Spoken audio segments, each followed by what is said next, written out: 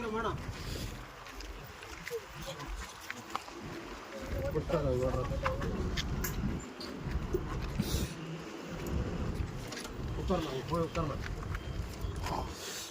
ಉಕ್ಕರ್ನ ಇನ್ನೂ ಆಗದ ಉಕ್ಕರ್ನ ಪರವಾಗಿಲ್ಲ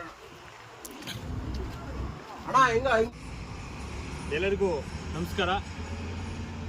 ನಿಜವಾಗ್ಲೂ ಕೂಡ ಮುಳುಬಾಗಿಲು ಹೆದ್ದಾರಿ 75ರಲ್ಲಿ ಏನು ನಮ್ಮ ಹೊಸ ಕೋರ್ಟು ಹಿಂಭಾಗ ಹಾಗೂ ನರಸಿಂಹ ತೀರ್ಥದ ಒಂದು ಹೊಸ ಮಾರ್ಗ ಏನು ರಸ್ತೆ ಕಾಮಗಾರಿ ನಡೀತಿದೆ. ಇದು ಏನು ಇವತ್ತು ಲಾರಿಯಲ್ಲಿ ನೋಡಿ, ಇವತ್ತು 11 ಗಂಟೆ ಆಗಿದೆ. ಲಾರಿ ಮೇಲಿಂದ ಬಿದ್ದು ಕೆಳಗಡೆ ಬಿದ್ದಿದೆ.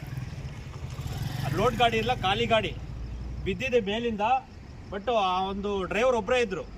ಆ ಡ್ರೈವರ್ಗೆ ಕೈ ಮುರಿದಿದೆ.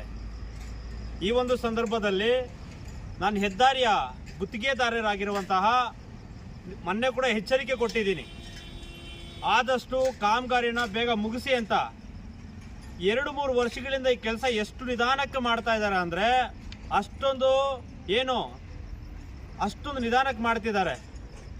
ನಮ್ಮ ಶಾಸಕರಾಗಿರುವಂತಹ ಸಮೃದ್ಧಿ ಮಂಜುನಾಥ್ ಸರ್ ಅವರು ಮೊನ್ನೆ ಒಂದು ಕನ್ನಡ ಪೂರ್ವಭಾವಿ ಸಭೆಯಲ್ಲಿ ನಮಗೆ ಹೇಳಿದ್ರು, ಹೆದ್ದಾರಿ 75 ಅನ್ನು ಬಂದ್ ಮಾಡಿ ಅದನ್ನು ಕೂಡಲೇ ಕಾಮಗಾರಿಯನ್ನು ಮುಗಿಸ್ಬೇಕು ಅಂತ ಹೇಳಿಬಿಟ್ಟು ನಮಗೆಲ್ಲರಿಗೂ ಹೇಳೋದು, ಸಂಘಟನೆಯವ್ರಿಗೆಲ್ಲರಿಗೂ ಹೇಳೋದು, ನೀವೆಲ್ಲರೂ ಕೈ ಜೋಡಿಸ್ಬೇಕು ಅಂತ.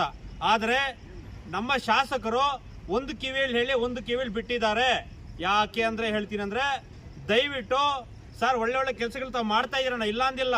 ಬಟ್ ಇವತ್ತು ಅನಾಹುತ ಹೆಂಗಾಗಿದೆ ಅಂದರೆ ಯಾರ್ದಾದ್ರೂ ಪ್ರಾಣನೇ ಸರ್, ಯಾರ್ದನ್ನಾಗಲಿ, ಇಲ್ಲ ನಮ್ಮ ಜಿಲ್ಲೆ ನಮ್ಮ ರಾಜ್ಯದವರಾಗಲಿ ಇಲ್ಲ ಹೊರ ರಾಜ್ಯದವರಾಗಲಿ, ಯಾರ್ದನ್ನು ಕೂಡ ಪ್ರಾಣನೇ. ಪಾಪ ಮೇಲಿಂದ ಕೆಳಗೆ ಬಿದ್ದು ಲಾರಿ ಪೀಸ್ ಆಗಿದೆ. ಅದರ ಜೊತೆಗೆ ಆತನಿಗೆ ಒಂದು ಕೈ ಇಲ್ಲ, ಕೈ ಮುರಿದೋಗಿದೆ.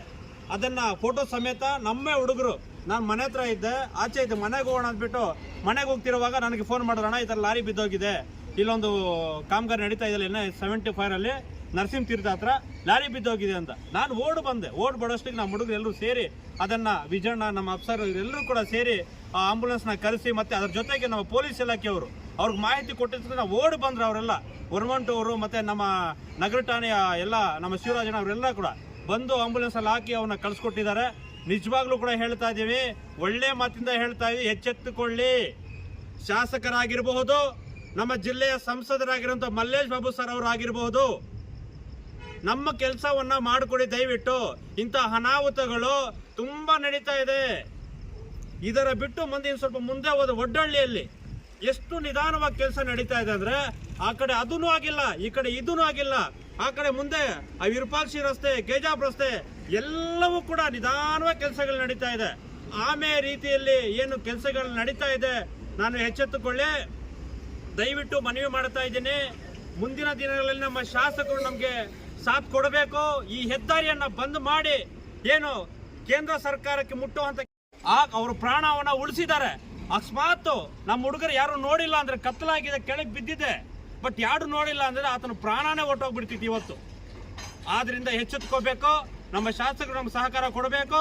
ನಮ್ಮ ಜಿಲ್ಲೆಯ ಸಂಸದರು ಮಲ್ಲೇಶ್ ಬಾಬು ಸರ್ ಸಹಕಾರ ಕೊಡಬೇಕು ಅಂತ ಹೇಳ್ತಾ, ಇವತ್ತು ಪೀಸ್ ಲಾರಿ ಆಗಿದೆ, ಪ್ರಾಣ ಅಪಾಯ ಇಲ್ಲದೆ ಒಂದು ಕೈ ಮಾತ್ರ ಮುರಿದಿದೆ ಪಾಪ. ಆ ಒಂದು ಎಚ್ಚೆತ್ತುಕೊಂಡು ಸಹಕಾರ ಕೊಡಬೇಕು ಅಂತ ಸಂದರ್ಭದಲ್ಲಿ ಹೇಳ್ತಾ, ನಾನು ಮತ್ತೊಮ್ಮೆ ಪದೇ ಹೇಳ್ತಾ ಇದ್ದೀನಿ ಗುತ್ತಿಗೆದಾರರಿಗೆ, ನಿಮಗೆ ಏನಾದ್ರೂ ಮಾನ ಮರೆ ಇದ್ದಿದ್ರೆ ಈ ಕೆಲಸ ಯಾವಾಗ ಮಾಡ್ಕೊಡ್ತಾ ಇದ್ರು. ಆ ಗೋಡೆಗೆ ಪ್ಲಾಸ್ಟಿಂಗ್ ಮಾಡಿ, ಮನೆಗೆ ಪ್ಲಾಸ್ಟಿಂಗ್ ಮಾಡಲ್ವ ನಾವು, ಆ ರೀತಿ ಗೋಡೆಗಳಿಗೆ ಪ್ಲಾಸ್ಟಿಂಗ್ ಮಾಡಿದ್ದಾರೆ. ಮಾನ ಮಾಡಿದ್ದಾರೆ ನಿಮ್ಗೆ, ಏನ್ ತಿಳ್ಕೊಂಡಿದ್ದಾರೆ ನೀವು? ಮತ್ತೆ ಗುತ್ತಿಗೆದಾರರು ನೀವು, ಹೆದ್ದಾರಿಯ ಗುತ್ತಿಗೆದಾರರು. ಇಂಥ ಕೆಲಸಕ್ಕೆ ಎಲ್ಲೆಲ್ಲಿ ಸ್ಟಾಪ್ ಮಾಡಿ ಎಷ್ಟು ಈ ಜನರಿಗೆ ಯಾಕೆ ತೊಂದರೆ ಕೊಡ್ತಾ ಇದ್ದೀರಾ? ಸಾವಿರಾರು ರಸ್ತೆಗಳಲ್ಲಿ ಓಡಾಡುವಂತಹ ವೆಹಿಕಲ್ಸ್ಗಳು, ವಿದ್ಯಾರ್ಥಿಗಳು ಶಾಲಾ ವಾಹನಗಳಲ್ಲಿ ಓಡಾಡ. ಆಯ್ತು, ಒಂದು ಮಾತು ಹೇಳ್ತೀನಿ ನೋಡಿ, ಇವತ್ತು ಲಾರಿ ಬಿದ್ದಿದೆ, ಪೀಸ್ ಆಗಿದೆ, ಆತನ ಪ್ರಾಣ ಅಪಾಯದಿಂದ ಪರಾಗಿದ್ದಾನೆ. ಒಂದು ವೇಳೆ ಈ ರಸ್ತೆಯಲ್ಲಿ ಶಾಲಾ ಕಾಲೇಜು ಮಕ್ಕಳು ಸಾವಿರಾರು ಸಂಖ್ಯೆಯಲ್ಲಿ ಬಸ್ಸುಗಳು ಓಡಾಡುವಂತ ಯಾರಾದ್ರೂ ಮಕ್ಕಳಿಗೆ ಯಾರಾದ್ರೂ ಅನಾಹುತ ಹಾಕಿದ್ರೆ ಯಾರ್ರೀ ಹೊಣೆ ಇದಕ್ಕೆ? ಗುತ್ತಿಗೆದಾರರೇ ನೀವು ಹಾಕ್ತೀರೇನ್ರಿ? ಇದನ್ನ ಎಚ್ಚೆತ್ತುಕೊಳ್ಳಿ ಕೂಡಲೇ. ಈ ಕಾಮಗಾರಿನ ಮುಗಿಸ್ಲಿ. ಮತ್ತೆ ಹೇಳ್ತಾ ಇದ್ದೀನಿ, ಕಾಮಗಾರಿ ಏನಾದ್ರು 2-3 ತಿಂಗಳ ಒಳಗಡೆ ನಿಮ್ಮ ಕಾಮಗಾರಿ ಅನ್ನೋದು ಮುಗಿಸ್ಲಿಲ್ಲ, ನಿಮ್ಮ ಮಾನ ಮರ್ಯಾದೆ ಏನೇನಿದೆ, ಎಲ್ಲೆಲ್ಲಿ ಕೆಲಸಗಳು ಮಾಡಿದಿರ ಅವೆಲ್ಲವೂ ಕೂಡ ಆಚೆ ತೆಗೆದು ನಿಮ್ಮ ಗುತ್ತಿಗೆದಾರ ಲೈಸೆನ್ಸ್ ಅನ್ನ ರದ್ದು ಮಾಡುತ್ತೇವೆ ಅಂತ ಈ ಸಂದರ್ಭದಲ್ಲಿ ಹೆಚ್ಚು ಇಷ್ಟಪಡ್ತೀನಿ ಸ್ನೇಹಿತರೆ.